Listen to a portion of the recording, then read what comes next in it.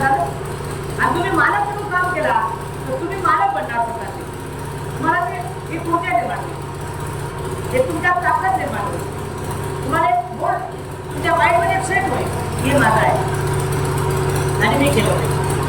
तुम्ही बघा, आपण चहाचा कप घेतो, महानगरपालिकेच्या आवारात जर गेला, एका हॉटेलला गेला, आपण चहाचा विकत लोकांना करून खातो. असं का करतो? इकडे तिकडे बघून आपण नवीन असतात. मार्केटमध्ये गेलं, काही वस्तू घेतली, खाल्ली की तो कागद इकडे तिकडे तिकडे जायचा, असं टाकून द्यायचा. काय नाही, भारत माझा देश. जर प्रत्येकाने ही जबाबदारी सांभाळली तर भारतासारखा सुजलाम आणि सुफलाम देश या जगात नाही. भारतात अनेक धर्माचे लोक राहतात, अनेक जातीचे लोक राहतात, अनेक पंथाचे लोक राहतात आणि ते सर्व एकत्र विचाराने राहतात. आपापल्या धर्माचा सन्मान करतात, आपापल्या धर्माचं पालन करतात. कोणीच कोणाच्या धर्माला कुरघोडी करत नाही, तू हे केलं पाहिजे म्हणून नाही. एवढा मोठा सुजलाम आणि सुफलाम हा भारत देश आहे. फुले, शाहू आंबेडकर, शिवाजी महाराज, महात्मा गांधी, पंडित जवाहरलाल नेहरू असे महान नेते या भारत देशातून गेले. हो, मग या भारत देशाला इतकी मोठी दैवशक्ती मिळाली की तो भारत अतिशय सुंदर बनू शकतो. फक्त प्रत्येक व्यक्तीने, प्रत्येक माणसाने, प्रत्येक लेडीजने, प्रत्येक माणसाने आपली जबाबदारी निभवायची. प्रत्येकाने, लोकांची जबाबदारी नाही, स्वतःची जबाबदारी. मी म्हटलं तुम्हाला तू मूर्ख असं म्हटलं तेव्हा चार गोष्टी आपल्याकडे असतात. प्रत्येकाने या गोष्टी लक्षात ठेवायच्या. मी त्याच्यावर दोष दिल्यापेक्षा मी स्वतःवर दोष देईन आणि स्वतः मी काहीतरी बनेन. बघा, आयुष्यात तुम्ही चांगलं करू शकता. आपल्यात आणि माझ्यात हा मोठा फरक. असं जर केलं तर जगामधला कुठलाच देश, कुठलंच नगर, कुठलंच गाव, कुठलाच तालुका त्याची नुकसान होणार नाही. गव्हर्नमेंटच्या जे बिल्डिंग असतात, शाळा असतात, किती खिडक्या फुटलेल्या असतात, काचा फुटलेल्या असतात, कुठेतरी सामान्य व्यवस्था का असं होते? जिल्हा परिषदच्या का असं असते? भारत माझा देश आहे. का असं असते? कारण तिला आपण 1 रुपयाही खर्च केलेला नसतो, फुकट भेटलेली असते ते. आणि मग फुकट भेटलेल्या वस्तूची किंमत मात्र कमी असते. लक्षात आलं तुम्हाला? म्हणून आता बाबासाहेब म्हणतात, बुद्ध म्हणतात की प्रत्येक गोष्टीची किंमत मोजताना ती आपली करण्यासाठी तिला पैसे मोजावे लागतात. कदाचित बुद्ध धर्म बाबासाहेबांनी आपल्याकडून पैसा घेतला असतात तर बाबासाहेबांनी आपल्याकडून टक्केवारी घेतली सुद्धा. पंचशील घेताना रोज तुम्हाला 500 भरावं लागते असं म्हटलं असतं तर भरले असते, भरले असते, त्याचा सांभाळ केला असता, ते व्यवस्थित ठेवलं असतं, त्याचं पालन केलं असतं, त्याची किंमत वाढली असते. आज काय झालं? बंदी झाली की पंचशील भेटते,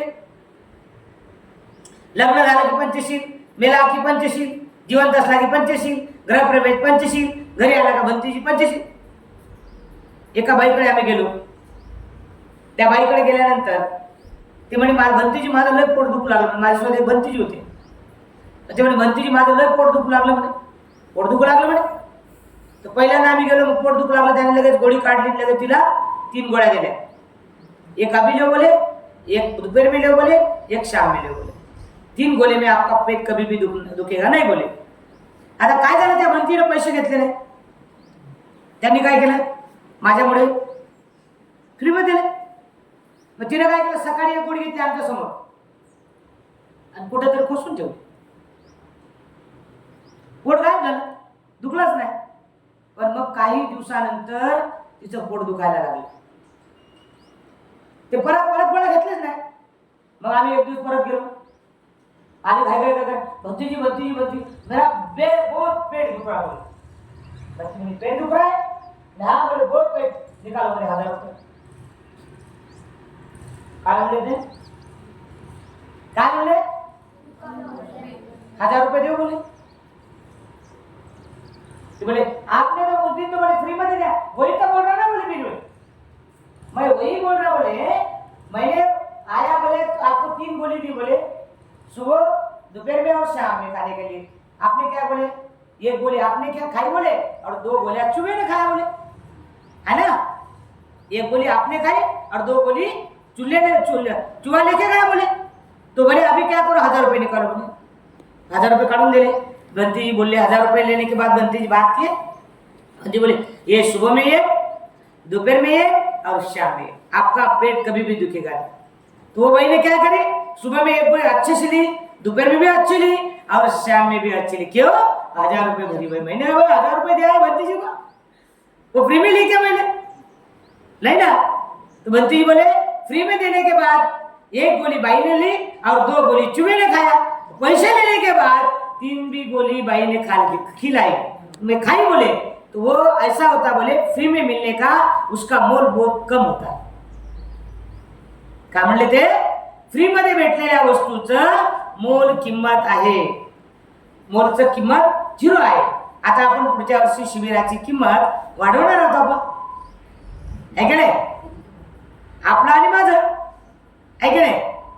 आपण पुढच्या वर्षी काय करणार, ताटं तुम्ही आणा, गिलास तुम्ही आणा, बकेट तुम्ही घेऊन या आणि मगा तुम्ही घेऊन या। बघा मोल वाढलं की नाही? ते घासून बिसून बघे ना याच्यामध्ये राहील, हॉलमध्ये राहतील, स्वच्छ राहतील। भारत देश का मागाय, दुसऱ्याची वस्तू आपली मानायला तयारच नाही, त्याची किंमत करायला तयार नाही आणि किंमत करणं शिका। वडील जेव्हा एखादी वस्तू देते खूप कष्टातून कमावतो, वडील जेव्हा घर निर्माण करते फार कष्टातून करते आणि ती जर आपण तिला जर आपण सांभाळत नसेल तर त्याची किंमत नक्की नाही। आणि म्हणून तुम्हाला मी माझी आणि आपलं यातला फरक सांगितला। प्रियजनो, माझं आणि आपलं यामधला फरक फार गहन आहे। तुमच्या वयानुसार हा इतका ठीक आहे तुम्हाला, याच्यानंतर कधी माझं आणि आपलं करायचं नाही। ही माझी वस्तू आहे आणि मी ते सांभाळली पाहिजे। लोकांची जरी असेल तर तात्पुरती तुम्हाला वापरायला दिलेली आहे, तात्पुरती कामाला तुम्हाला ती वापरायला दिलेली आहे आणि तिचं संरक्षण करणं आपली जबाबदारी। भगवान बुद्धाच्या धर्मामध्ये याला आत्मिकता असं म्हणतात, याला प्रेम म्हणतात, याला एकनिष्ठता म्हणतात। आणि एकनिष्ठता जर असेल तर आपण प्रत्येक गोष्टीची किंमत मोजतो।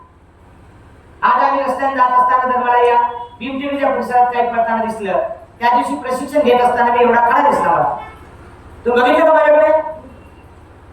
मी तुम्हाला शिकवत असताना कोणता विधी शिकवत होती मी त्या दिवशी तुम्हाला गर्भधारणा, मी शिकवत असताना अचानक फोन आला आणि फोन आल्यानंतर माझं लक्ष त्या दगडाकडे गेले, मी तो दगड लगेच उचलला आणि बाहेर घेतला। तुम्ही किती वेळ चक्र मारले असेल तिथून? 100 वेळ। आपलं आणि माझं आहे ना। मी रस्त्याने जात असताना काल मी माताजीला बोलतो सांगितलं, माताजी तो कचरा उचलून पहिले पाहिजे का? तुम्ही किती लोक आहात? 30-35 लोक आहात, एकाचे 2 जोडी, प्रत्येकाची किती लोकांकडे किती आहेत? टाळ्याने वाजव तू, माझे फक्त 2 जोडे, तुमचे एकाचे 2 जोडे, जरा किती जोड झाले? 35 लोक आहेत ना तुम्ही? 70 डोळ्याने तो कचरा दिसला नाही आणि माझ्या 2 डोळ्याने दिसला, माझं आणि आपलं। रस्त्याने जात